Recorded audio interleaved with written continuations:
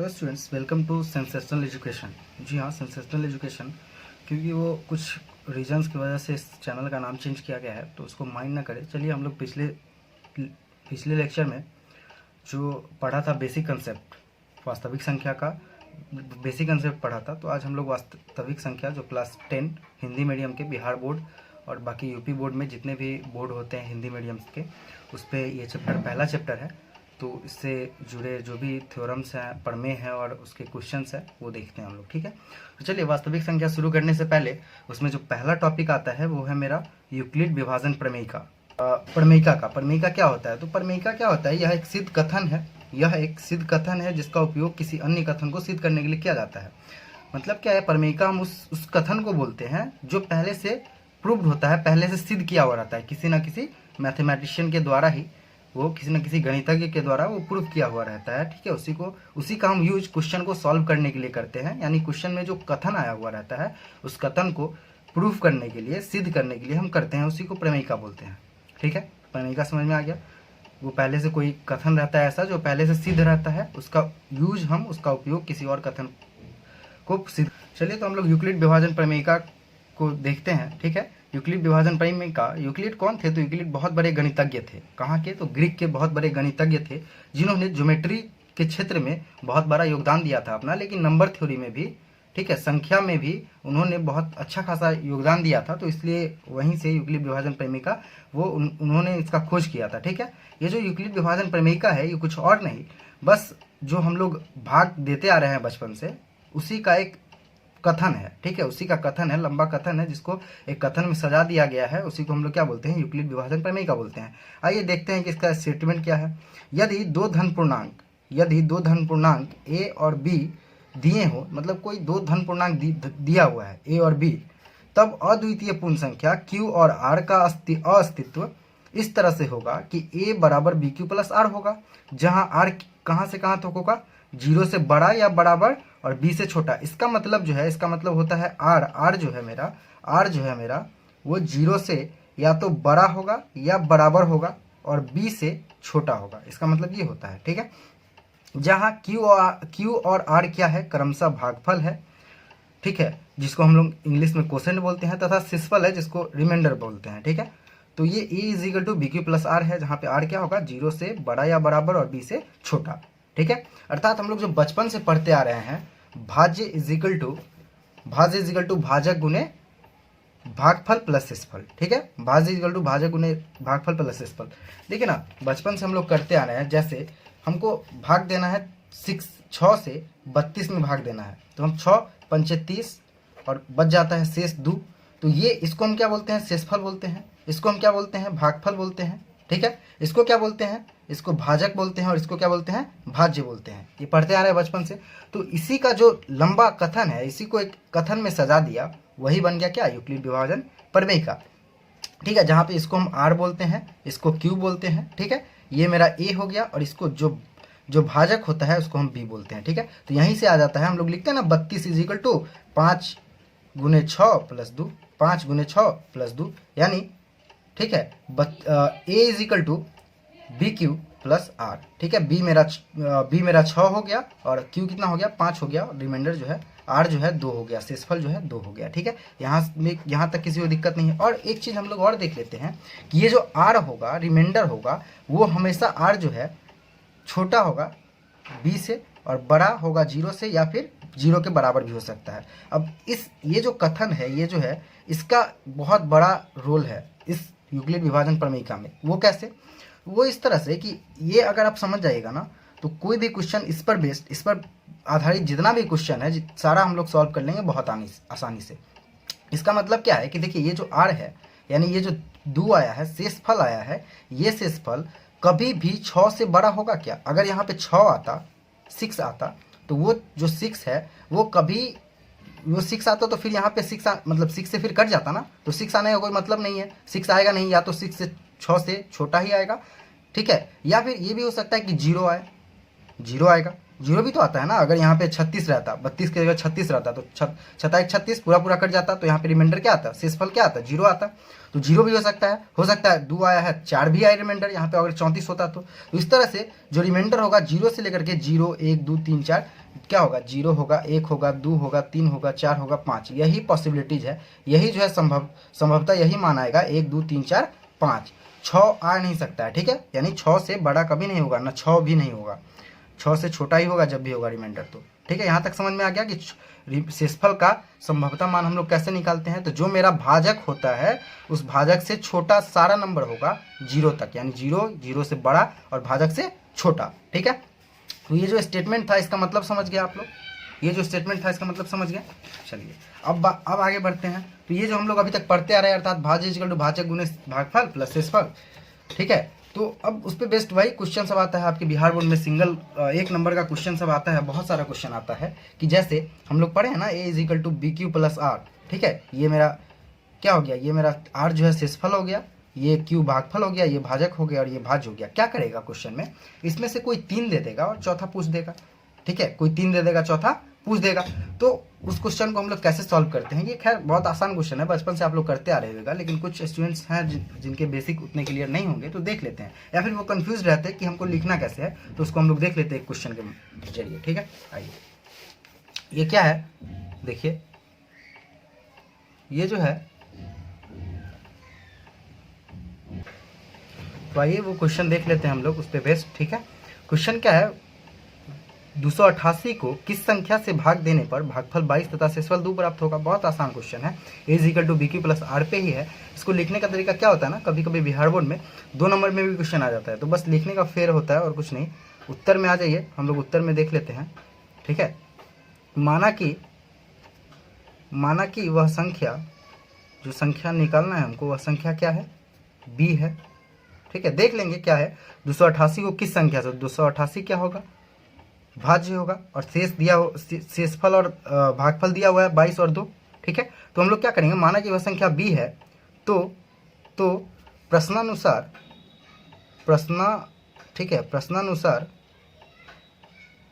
प्रश्नानुसार क्या होगा, क्या क्या दिया हुआ है, ए इज इक्वल टू दिया हुआ है क्या, 288 दिया हुआ है, ठीक है, 288 दिया हुआ है, और बी तो हम लोग मान ही लिए, बी निकालना है, ठीक है। क्यू इज इक्वल टू 22 दिया है, ठीक है, तथा आर इज इक्वल टू क्या दिया हुआ है, 2 दिया हुआ है। तो हम लोग अब क्या लिखेंगे, अब यूक्लिड, ठीक है, विभाजन प्रमेयिका से क्या, a is equal to b q plus r, तो ए 288 दिया हुआ है, बी नहीं पता है हमको तो बी ही रहने देंगे, क्यू दिया हुआ है 22 प्लस आर दिया है 2, तो ये देखिए 288, ठीक है, और ये जो आर के जगह पे दिया हुआ है ना वैल्यू 2 दिया हुआ है, सॉरी 2 दिया हुआ है, हाँ, तो ये 2 इधर चला आएगा, is equal to b into 22, ये हो गया 286, इधर बच गया बी इंटू 22, अब ये 22 जो 22 है ये 22 भाग में चला आएगा, 286 बटा 22 इज इक्वल टू बी, तो ये निकल गया, इससे काट दीजिएगा तो कितना 13 मरतबे कट जाएगा 22 से, और 13 मरतबे कट जाएगा, तो बी का जो वैल्यू है बी इज इक्वल टू 13 आ गया, ठीक है। कोई दिक्कत नहीं होना चाहिए मेरे हिसाब से। तो ये बहुत आसान क्वेश्चन था, बस कभी 1 नंबर में तो आता ही है 1-2 क्वेश्चन बिहार बोर्ड में, कभी कभी 2 नंबर में आता है, तो ऐसे लिख देंगे उसको, बाकी बहुत आसान है, ठीक है। चलिए अब चलते हैं कि यूक्लिड विभाजन प्रमेयिका पे बेस्ड क्वेश्चंस की तरफ, जो हमको सिद्ध करने होते हैं, ठीक है। देखिए ये एक क्वेश्चन है जो दिया हुआ है कि ऐसा क्वेश्चन सेमी क्वेश्चन है जो ऊपर मैंने कराया है, धन पूर्णांक 625 में से 24 से भाग देने पर एक शेष बचे तो भागफल ज्ञात करें, ठीक है। तो आप मान लीजिएगा जो धन पूर्णांक है दिया हुआ है 625, तो ये भाज्य हो गया, ठीक है। अब 24 से भाग देना है तो भाजक दिया हुआ है, और शेषफल भी दिया हुआ है, तो भागफल निकालना है, तो भागफल को क्यों मान लीजिएगा, बाकी क्वेश्चन को उसी तरह से बना लीजिएगा, ठीक है, कोई दिक्कत नहीं। चलिए आगे बढ़ते हैं। देखिए ये क्वेश्चन जो है, ये क्वेश्चन क्या कहता है, दर्शाइए कि प्रत्येक धनात्मक समपूर्णांक को 2q के रूप में और प्रत्येक धनात्मक विषम पूर्णांक को 2q + 1 के रूप में व्यक्त किया जा सकता है, जहां q एक पूर्णांक है। इस तरह क्वेश्चन है, ये कहता है कि कोई भी पूर्णांक है, ठीक है, उसका जो समपूर्णांक होगा, धनात्मक समपूर्णांक, वो 2q के रूप में, और विषम धनात्मक पूर्णांक जो होगा, धनात्मक विषम पूर्णांक, वो 2q + 1 के रूप में होगा। ऐसा हमको प्रूफ करना है, ठीक है, ऐसा हमको प्रूफ करना है। तो चलिए इसको देख लेते हैं कि इसको लिखते कैसे हैं, ठीक है। अब इसमें हम क्या करेंगे, मान लेंगे, ठीक है, माना कि, ठीक है, एक कोई धनात्मक पूर्णांक है, ठीक है, धनात्मक पूर्णांक है मान लेंगे, तथा b इज इक्वल टू, अब देखिए b का बहुत बड़ा रोल है, हम बी जो मानेंगे, मानना ही पड़ेगा, और बी को वो हम मानेंगे जो हमको सिद्ध करना रहेगा उसके हिसाब से।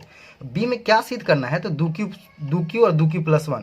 तो इसमें जो वेरिएबल रहेगा ना, ठीक है, जो वेरिएबल रहेगा क्यू, उसके बगल में जो उसका गुणनखंड होगा उसी को हम बी मानेंगे ज़्यादातर केस में। ज़्यादातर केस में हम वही करते हैं, टू को मान लेते हैं बी, तो मान लेंगे टू बी को। अब ए को दो से भाग देने पर, अब ठीक है, अब ए को दो से भाग देने पर ठीक है, देने पर माना कि, ठीक है, माना कि क्यू भागफल है, ठीक है, भागफल है, तथा आर क्या होगा, शेषफल मान लेंगे हम अपने हिसाब से, शेषफल है, ठीक है। तो तब यूक्लिड विभाजन प्रमेयिका से हम क्या लिख सकते हैं, a is equal to b q plus r, जहाँ आर जो है कहाँ से कहाँ तक होगा, बी से छोटा और जीरो से बड़ा या बराबर, ठीक है। बी क्या माने हैं हम लोग, टू माने हैं, तो यहाँ पे टू लिख देंगे, a is equal to two q plus r, ठीक है, कोई दिक्कत नहीं होना चाहिए। चलिए आगे देखते हैं, टू क्यू प्लस आर, ठीक है। अब a is equal to two q plus r, अब क्या है कि आर का संभवतः मान क्या क्या होगा, संभवतः मान क्या क्या होगा, आर का संभवतः मान क्या क्या होगा, या तो जीरो होगा या फिर वन होगा, क्योंकि बी तो हम टू को माने हैं, तो यहाँ भी टू लिखेंगे ना, बी के जगह पे यहाँ भी टू लिखेंगे। और आर क्या क्या होगा, या तो जीरो होगा या तो वन होगा, जीरो या फिर एक होगा। अब इसका केस बनेगा, यानी आर को हम बारी बारी से इसमें बैठा करके देखेंगे, पुट करके देखेंगे कि ये का वैल्यू क्या क्या आता है, ठीक है। तो स्थिति वन में, यानी केस वन में हम यदि आर बराबर जीरो लेंगे, ठीक है, जीरो लेंगे, तो क्या होगा, a इज इक्वल टू क्या होगा, two q plus zero, r के जगह पे जीरो, तो टू क्यू ही रहेगा। यहाँ स्पष्ट है कि टू क्यू क्या है, एक सम पूर्णांक है, सम है ना, और धनात्मक तो हम पहले ये से माने थे, क्यू भी धनात्मक था और ए भी धनात्मक था, तो ये सम पूर्णांक आ गया। उसी तरह से स्थिति टू में ठीक है, क्या करेंगे हम लोग, r is equal to one मानेंगे, तो ए इज इक्वल क्या आएगा, टू क्यू प्लस वन आएगा। और यहाँ पे क्या, यहाँ पे तो दिख रहा है ना कि ये विषम पूर्णांक है, क्यों, क्योंकि विषम पूर्णांक किसको बोलते हैं, जो दो से पूरा ना कटे, ये तो दो से कट जाएगा लेकिन वन एक्स्ट्रा बच जाएगा, दो से कटेगा नहीं, तो यहाँ लिख देंगे, यहाँ स्पष्ट है कि टू क्यू प्लस वन एक विषम पूर्णांक है, ठीक है, कोई दिक्कत नहीं होना चाहिए, पूर्णांक है। अब यहाँ भी पता चल गया होगा सम क्यों है, क्योंकि दो से कट जा रहा है, तो इस तरह का क्वेश्चन आता है। ये पहला क्वेश्चन था इस पे, यूक्लिड विभाजन प्रमेयिका पे। चलिए आगे बढ़ते हैं हम लोग, ठीक है, आगे बढ़ते हैं आज के क्वेश्चन की ओर। इसका अगला क्वेश्चन, ठीक है, देखिए अगला क्वेश्चन जो है वो ये है, देखिए अगला क्वेश्चन ये है मेरा, ये है कि दर्शाइए कि कोई धनात्मक पूर्णांक को 3q प्लस वन या 3q प्लस टू के रूप में व्यक्त किया जा सकता है। अब ये क्या कह रहा है, इसके उत्तर में आइएगा, तो ये क्या कह रहा है, कोई भी धनात्मक पूर्णांक है उसको हमको दिखाना है क्या, या तो 3q में होगा या 3q प्लस वन में होगा या 3q प्लस टू के रूप में होगा, ठीक है।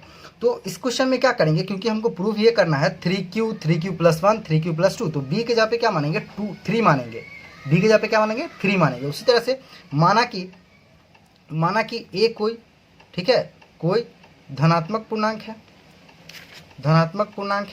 ठीक है, धनात्मक पूर्णांक है, तथा b बराबर क्या मानेंगे, 3 मानेंगे। ये इसका b का बहुत बड़ा इंपॉर्टेंट रोल है, b को 3 मानेंगे, तो ठीक है। अब a को 3 से भाग देने पर माना एक बार और माना कि q भागफल है और r शेषफल है, ठीक है, शेषफल है।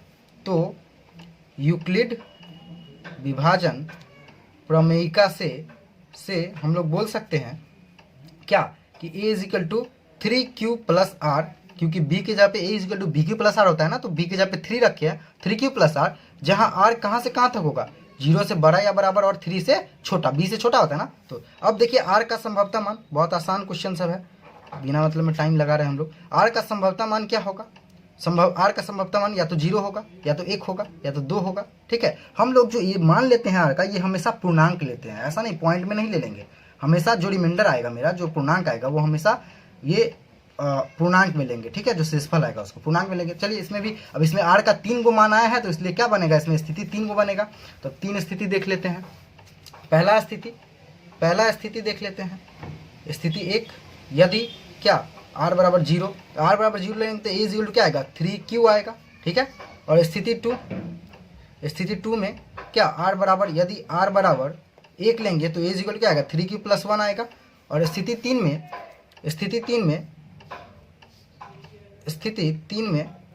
ठीक है, 3 में क्या, यदि r इक्वल टू 2 लेंगे तो a इक्वल टू क्या आएगा 3q + 2 आएगा। कोई दिक्कत नहीं। तो देखिए 3q आ गया, 3q + 1 आ गया और 3q + 2 आ गया। तो अब लिख देंगे, इसलिए ये साबित होता है कि कोई धनात्मक पूर्णांक, जो स्टेटमेंट होता है ना, जो क्वेश्चन का वो होता है उसको हम लिख लेंगे। कोई धनात्मक पूर्णांक को 3q + 1 या फिर 3q + 2 के रूप में व्यक्त किया जा सकता है, के रूप में व्यक्त किया जा सकता है। कोई दिक्कत नहीं होना चाहिए। ये क्वेश्चन वैसा ही था कि हम लोग पहले क्या किए, ए कोई धनात्मक पूर्णांक मान लिए, ठीक है, बी को 3 मान लिए क्योंकि हमको प्रूफ करना था 3q + 1 3q + 2 के रूप में प्रूफ करना था। अब ए को 3 से भाग देंगे तो मान लेंगे कि q भागफल है और r शेषफल है। तो यूक्लिड विभाजन प्रमेयिका से a = 3q + r हो जाएगा, जहाँ पे r क्या होगा 0 से 3 के बीच में होगा, 0 भी उसमें आता है। तो मेरा संभवतः मान r का क्या हो जाएगा 0 1 2, और स्थिति 3 को ले लेंगे क्योंकि r का मान 0 आया है, 1 आया है, 2 आया है, ठीक है। उसी तरह तीनों स्थिति में देख लेंगे। समझ में आ गया ये क्वेश्चन, ठीक है। इसी तरह से ये क्वेश्चन है, देखिए ये भी बहुत क्वेश्चन आसान क्वेश्चन है। ये जो क्वेश्चन है आपका, ये बहुत आसान उसी तरह का सेम टू सेम क्वेश्चन है। इसमें क्या करना है, इसमें b की जगह पे 4 लेना है क्योंकि हमको प्रूफ क्या करना है 4q प्रूफ करना है और 4q + 3 प्रूफ करना है, ठीक है। तो b की जगह पे 4 लेंगे और उसमें r का जो संभवतः मान आएगा देख ही लेते हैं ना, देख ही लेते हैं।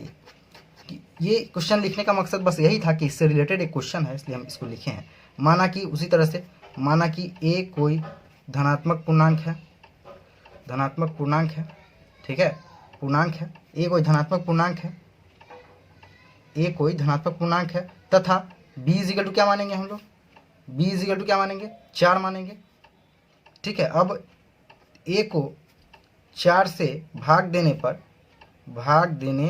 पर माना कि, ठीक है, माना कि q मेरा क्या है, q भागफल है तथा r शेषफल है, ठीक है, शेषफल है।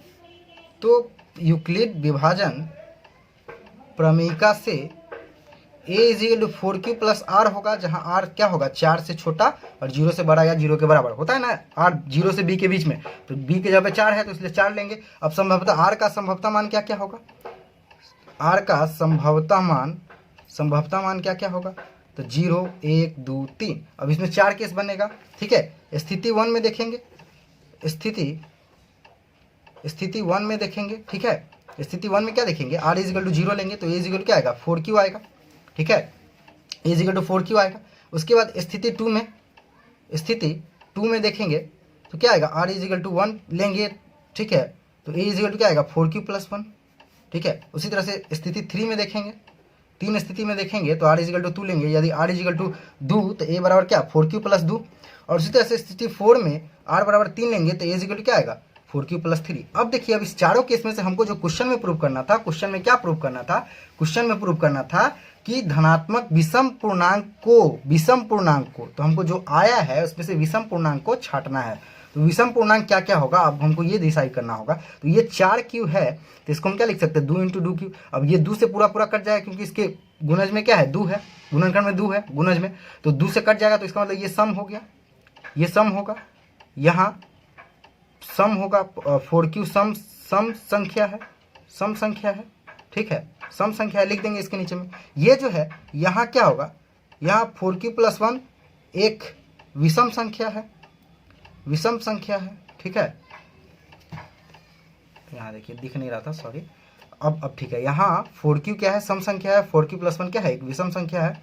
अब देखिए यहाँ पे क्या है, ये इसको हम 2 कॉमन ले लेंगे, 2 अगर कॉमन ले लेंगे तो 2q + 1 बचेगा, ये भी क्या हो जाएगा सम संख्या हो जाएगा, यहाँ भी लिख देंगे। और ये भी क्या हो जाएगा, ये यहाँ लिख देंगे, यहाँ फोर क्यू प्लस टू भी क्या है, टू भी एक सम संख्या है, एक सम संख्या है, ठीक है, संख्या है। और यहाँ क्या हो जाएगा, यहाँ क्योंकि ये देखिए दूसरे तो पूरा पूरा कटेगा नहीं, तो यहाँ क्या हो जाएगा, फोर क्यू प्लस थ्री एक विषम संख्या हो जाएगा, विषम संख्या, ठीक है। तो हमको क्या क्या चुनना था, विषम वाला चुनना था, तो एक ये आएगा और ये आएगा, तो आ गया ना। इसलिए हम क्वेश्चन में जो स्टेटमेंट था कि कोई इसीलिए लिख देंगे, इसलिए कोई धनात्मक विषम पूर्णांक को हम 4q+1 या 4q+3 के रूप में व्यक्त कर सकते हैं, ठीक है। ये क्वेश्चन क्लियर है। अब देखिए इसी तरह का क्वेश्चन ये वाला सेम टू सेम ये क्वेश्चन, देखिए मैथ में क्या है ना, जितना प्रैक्टिस कीजिएगा उतना फ़ायदा होता है, ठीक है। इसलिए हम क्वेश्चन ज़्यादा लिखते हैं और कुछ नहीं, ठीक है। क्वेश्चन ज़्यादा लिख देते हैं ताकि आप लोग का जो कंसेप्ट है एक ही बार में क्लियर हो जाए। बाकी बोर्ड करने का मेरा कोई इरादा नहीं होता है, क्योंकि आप लोग बोर्ड का एग्ज़ाम देंगे, तो इसलिए जितना ज़्यादा क्वेश्चन प्रैक्टिस कीजिएगा उतना फ़ायदा होगा। तो बोर्ड मत होइएगा, आराम से धैर्यपूर्वक देखिए हम क्या क्या करवा रहे हैं, ठीक है। बस इतना विश्वास रखिएगा, भरोसा रखिएगा कि जो भी करवाएंगे to the topic, to the point, जो भी करवाएंगे वो करवाएंगे, ठीक है। तो हड़बड़ाइएगा नहीं, धैर्यपूर्वक देखिएगा। देखिए ये क्वेश्चन हम बना नहीं रहे हैं, बस दिखा रहे हैं, समझा रहे हैं। कोई भी धनात्मक पूर्णांक को, धनात्मक विषम पूर्णांक को हम 6q+1 या 6q+3 या 6q+5 के रूप में, ये 5 लिखा हुआ है, ठीक है, 6q+5 के रूप में व्यक्त कर सकते हैं, जहां q कोई पूर्णांक है। ये क्वेश्चन है मेरा, तो इसमें भी क्या करेंगे, वैसे ही ये मानेंगे, लेकिन b के जगह पर क्या लेंगे, 6 लेंगे, क्योंकि हमको प्रूव करना है 6q, 6q+3, 6q+5, तो b के जगह पे 6 लेंगे और उसके बाद पूरा उसी तरह प्रोसीड करेंगे क्वेश्चन को। और वहां पे 6 केस आएगा, r का जो संभवतः मान है वो क्या क्या आएगा, 0 आएगा, 1 आएगा, 2, 3, 4, 5 तक आएगा। और उसी तरह से बारी बारी से सब स्थिति को देखेंगे, केस को देखेंगे, पांचों केस को, r की जगह पे 0 रख के, 2 रख के, 1 रख के, 3 रख के, 4 रख के, 5 रख के, ठीक है। चलिए आगे बढ़ते हैं, यहाँ तक किसी को कोई दिक्कत नहीं होगा, तो आगे बढ़ते हैं हम लोग, ठीक है। आगे बढ़ते हैं, देखिए आगे बढ़ते हैं, तो ये क्वेश्चन मेरा आया, देखिए ये क्वेश्चन मिलता जुलता क्वेश्चन है। अभी जो हम 4q+1 या 4q+3 वाला करवाए हैं, उसमें बोल रहा है यदि n एक विषम धनात्मक पूर्णांक है, n कोई विषम धनात्मक पूर्णांक है, तो सिद्ध करिए कि n² - 1 8 से विभाज्य होगा। अब ये 8 से विभाज्य करना है, ठीक है। अभी तक तो इसमें इस तरह के क्वेश्चन को हम क्या मानेंगे, अब विषम धनात्मक पूर्णांक है, तो विषम धनात्मक पूर्णांक है, तो अब ये हम पढ़े हैं कि विषम धनात्मक पूर्णांक जो होगा वो किसके रूप में होगा, 4q+1 या 4q+3 के रूप में होगा।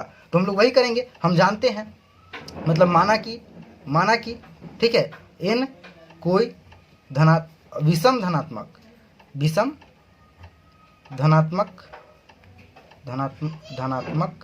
ठीक है, ओवर राइटिंग हो गया, ठीक है, धनात्मक पूर्णांक है, तो वह 4q+1 या 4q+3 के रूप में होगा ही होगा, रूप में होगा, ठीक है। अब ये ना हम लोग सिद्ध किए हैं इससे पहले वाला क्वेश्चन में।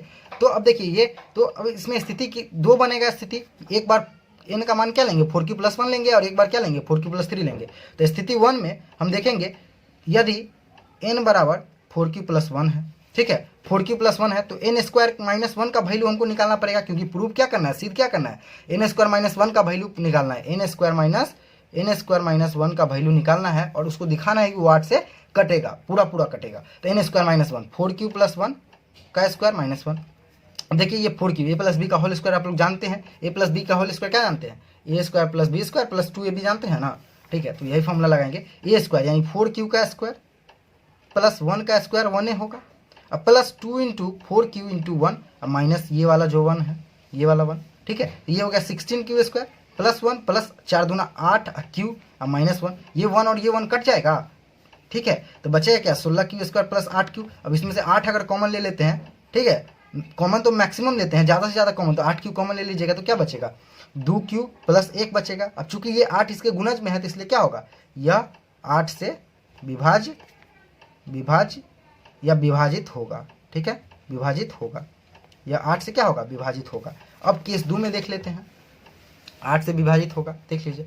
अब केस 2 में देख लेते हैं कि यदि n बराबर क्या, 4q+3, तो 4q+3, तो n² - 1 का वैल्यू निकालेंगे, उसी तरह से 4q+3 का होल स्क्वायर माइनस 1। अब ये जो है 4q, तो उसी तरह 16q² a + b के होल स्क्वायर को तोड़िएगा, ठीक है, तो 16q² प्लस 3 का स्क्वायर, तो 9, और प्लस 2 × 4q × 3 माइनस 1, ठीक है। तो ये आ गया 16q² प्लस 9 प्लस 4 दूना 8 3 24q माइनस 1, तो ये हो गया 16q² प्लस 24q को पहले लिख लेते हैं, ठीक है, और 9 में से 1 जाएगा तो प्लस 8 बचेगा, ठीक है। अब इसमें से भी 8 हम कॉमन लेंगे, 8 कॉमन लेंगे तो क्या बचेगा 2q, ठीक है, plus 2q² plus 3q plus 1, यही बचेगा, 2q² बचेगा। तो ये 8 इसके गुणज में है, इसलिए ये भी क्या होगा, ये भी 8 से विभाजित होगा।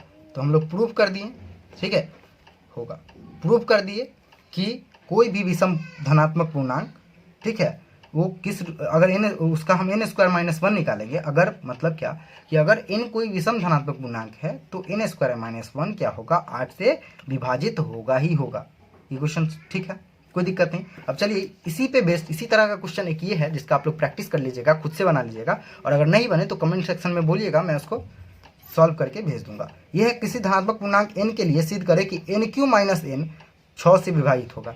अब अच्छा एक बात बताइए, ठीक है, ये जो क्वेश्चन था, ये क्वेश्चन जो था, ये क्वेश्चन हम चाहे तो एक और तरीका से बना सकते हैं। कैसे, देखिए, ये जो क्वेश्चन कहता है ना 8 से विभाज्य होगा, तो हम क्या करते हैं, b के जगह पे हम बोले ना कि 8 से विभाज्य होता है, तो हम क्या करेंगे, b को वही मानेंगे जिससे हमको प्रूफ करना होगा। तो b 8 हम नहीं मानेंगे, क्योंकि 8 मानेंगे तो 8 केस बनेगा, तो उसी 8 का ही जो गुणज होता है 4 भी होता है ना, इसलिए हम क्या करेंगे, 4 को मानेंगे, ठीक है। तो उसी तरह से लिखेंगे क्या, एक माना कि ए कोई धनात्मक पूर्णांक है, ठीक है, उसी तरह से धनात्मक पूर्णांक है, b बराबर क्या मानेंगे, 4 मानेंगे। तो जो यूक्लिड विभाजन प्रमेयिका से क्या आएगा, a = 4q + r, और r जो है सो कहाँ से कहाँ तक, 0 से बड़ा या बराबर और 4 से छोटा। तो यहाँ पे r का वैल्यू आएगा 0, 1, 2, 3 आएगा, ठीक है। और यहाँ से हम क्या करेंगे, पहला केस, दूसरा केस, तीसरा केस, चौथा केस में क्या करेंगे, r बराबर केस में क्या a बराबर निकाल लेंगे 4q, ठीक है, पहला में। दूसरा में क्या आएगा, a बराबर क्या आएगा 4q + 1 आएगा, या ठीक है, तीसरा में क्या मानेंगे, a बराबर 4q + 3 मानेंगे, 4q + 2 आएगा, और तीसरा में क्या आएगा, चौथा में क्या आएगा, a = 4q + 3 आएगा, ठीक है। तो ये देखिए, इसमें ये विषम होगा और ये विषम होगा, क्योंकि हमको विषम का निकालना है, तो ये इसको विषम और विषम, और उसके बाद हम नीचे से यहाँ से क्वेश्चन, इतना लिखने के बाद यहाँ से क्वेश्चन करेंगे प्रोसीड, यहाँ से क्वेश्चन लिखेंगे, फिर यहाँ से इतना बनाना ही पड़ेगा, इतना तो बनाना ही पड़ेगा जो बनाए हैं। लेकिन आप चाहे तो अगर ये दिमाग में न रहे, अगर याद न रहे, तो हम यहाँ से भी क्वेश्चन को बना सकते हैं, ऐसे भी बना सकते हैं कि माना a कोई धनात्मक पूर्णांक है तथा b बराबर 4, तो यूक्लिड विभाजन प्रमेयिका से क्या हो जाएगा, a बराबर 4q + r, यहाँ r 0 से r तक, और इसमें से हम, क्योंकि विषम हमको छांटना है क्वेश्चन में, तो विषम निकाल लेंगे पहले, और उसके बाद हम n के जगह पे वो सब वैल्यू डाल देंगे, और उसके बाद n² - 1 का वैल्यू निकाल लेंगे। तो वहाँ से भी क्वेश्चन बना सकते हैं, ये दूसरा तरीका है। उसके लिए है जो जिसको ये 4q + 1 और 4q + 3 के बारे में ना याद रहे तब, ठीक है। चलिए ये उसी तरह का क्वेश्चन ये है, देखिए, अब ये क्वेश्चन जो है ये कहता है 6 से विभाज्य होगा, ठीक है। तो हम क्या करेंगे इस क्वेश्चन में, इसी तरह से जो अभी बताए ना, इस पे आपको बताया ना, इस पे जो क्वेश्चन जो तरीका बताएं, इस तरीका से इस क्वेश्चन को बनाइएगा, ठीक है। बारी बारी से वही nq - n का वैल्यू निकालना पड़ेगा, ठीक है। किसी धनात्मक पूर्णांक n के लिए सिद्ध करें कि nq - n क्या होगा, 6 से विभाज्य होगा। तो उसी तरह से हम क्या करेंगे, a मान लेंगे कोई, और b को क्या मानेंगे, 6 मानेंगे, जहाँ पे जो r आएगा मेरा वो 0 से लेकर 6 के बीच में आएगा, यानी 0, 1, 2, 3, 4, 5 तक आएगा। 5 केस बनेगा, उसमें से हम छांटेंगे, ठीक है, उसमें से हम छांटेंगे कि इसमें छांटना भी नहीं है, इसमें विषम या सम का कोई केस नहीं कहता है, इसमें छांटेंगे भी नहीं, इसमें डायरेक्टली 6 केस के लिए nq - n का वैल्यू निकाल देंगे, हर एक केस के लिए nq - n का वैल्यू निकाल देंगे, हर केस के लिए, क्योंकि इसमें ना सम बोल रहा है ना विषम बोल रहा है, तो इसमें हर एक केस के लिए निकालेंगे, ठीक है, 6 केस के लिए। क्वेश्चन बनाइएगा, नहीं बने तो बताइएगा, हम बताएंगे आपको, ठीक है। चलिए आगे बढ़ते हैं क्वेश्चन में। ये क्वेश्चन है, ये क्वेश्चन इस तरह से है, ठीक है।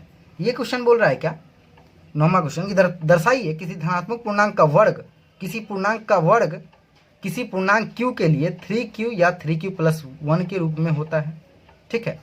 ये बोल रहा है कि दर्शाइए कि किसी धनात्मक पूर्णांक का वर्ग किसी पूर्णांक q के लिए 3q या 3q + 1 के रूप में होता है, ठीक है। ये हमको प्रूव करना है, तो चलिए देखते हैं क्वेश्चन को कैसे बनाते हैं, ठीक है। तो ये जो क्वेश्चन है इसमें क्या करेंगे हम, ठीक है, क्या करेंगे उसी तरह से, माना कि ठीक है a कोई धनात्मक पूर्णांक है, उसी तरह से, क्योंकि देखिए हमको क्या लाना है, 3q और 3q + 1 के रूप में लाना है, तो क्या करेंगे, धनात्मक पूर्णांक है तथा b बराबर क्या मानेंगे, 3 मानेंगे, ठीक है। तो a को 3 से भाग देने पर क्या आएगा, a को 3 से भाग देने पर क्या होगा, हम मान लेंगे, माना कि क्या क्यू भागफल होगा तथा आर शेषफल होगा। ठीक है, शेषफल होगा। तो अब देख लीजिए, तो यूक्लिड विभाजन प्रमेयिका से क्या होगा, ए बराबर 3q प्लस आर, जहाँ आर क्या होगा 0 से 3 के बीच में होगा। ठीक है, 0 से 3 के बीच में होगा ए।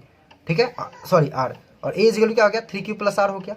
अब हम लोग संभवतः मान आर का क्या क्या आएगा 0 1 2 आएगा। ठीक है, तो स्थिति 3 स्थिति देखेंगे। अब लेकिन हमको स्थिति देखने से पहले हमको क्या चीज़ का वैल्यू निकालना है, तो किसी जो धनात्मक पूर्णांक था, क्वेश्चन में क्या था देखिए, धनात्मक पूर्णांक था, उसका वर्ग निकालना है हमको।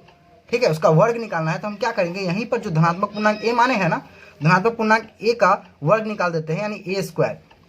तो ए स्क्वायर क्या आएगा, ए स्क्वायर का मतलब क्या हो गया 3q प्लस आर का होल स्क्वायर। तो ये आ गया 3q का whole square plus r square और प्लस 2 गुने 3q गुने आर। तो ये आ गया देखिए 3q यानी 9q square plus r square plus 3 दूना 6q आर। ठीक है, ये आ गया ए स्क्वायर। अब हम हर एक केस में अब आर का वैल्यू क्या क्या पुट करेंगे 0 1 2, हर एक केस में 3 स्थिति बनेगा। ठीक है, 3 स्थिति बनेगा और तीनों स्थिति में हम आर का वैल्यू रख के देख लेंगे। तो स्थिति 1 में देखेंगे, स्थिति, ठीक है, स्थिति 1 में देख लीजिए क्या है। स्थिति 1 में जो वैल्यू था ए स्क्वायर का वैल्यू क्या होगा 9q स्क्वायर प्लस, ठीक है, are square plus 6q are था ना, आर के जगह पर 0 डालना है यदि आर बराबर 0। ठीक है, यदि आर बराबर 0 तो ए स्क्वायर क्या आएगा 9q स्क्वायर और प्लस 0 क्योंकि आर की जगह 0 रखे हैं तो ये भी 0 हो जाएगा और ये भी 0 हो जाएगा। तो ये आ गया क्या 9q स्क्वायर आ गया। तो ये देखिए, तो इसको हमको किस रूप में दिखाना है 3q के रूप में दिखाना है। तो 9q स्क्वायर, तो इसको हम 3q इंटू क्या लिख सकते हैं 3q इंटू 3q स्क्वायर लिख सकते हैं। अब देखिए, तो इसको एक अलग q मान लेंगे 3 और मान लीजिए कैपिटल q मान लेते हैं। ठीक है, कैपिटल q, जहाँ q बराबर क्या आ जाएगा 3q स्क्वायर आ गया। ठीक है, क्वेश्चन में बहुत जगह क्वेश्चन में क्या रहता है 3m रहता है, 3m। ये जो क्वेश्चन था, ये क्वेश्चन में आपको रहेगा 3q यानी 3m या फिर 3m प्लस 1 के रूप में दिखाइए, या q भी है कोई फर्क नहीं पड़ता, हम इसको ये मान लेंगे, कोई दिक्कत।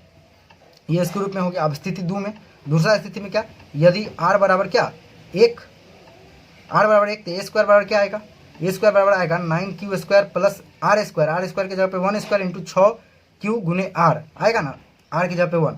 तो ये देखिए 9q square plus 1 plus 6q आ गया। तो ये क्या आ गया 9q स्क्वायर प्लस 6q को पहले लिख लीजिए, प्लस 1 को लिख लीजिए बाद में। अब देखिए, इसको हम लिख सकते हैं 3, इस दोनों में से 3 कॉमन ले सकते हैं। तो क्या लिखेंगे 3, यहाँ पर 3q स्क्वायर प्लस 2q आएगा।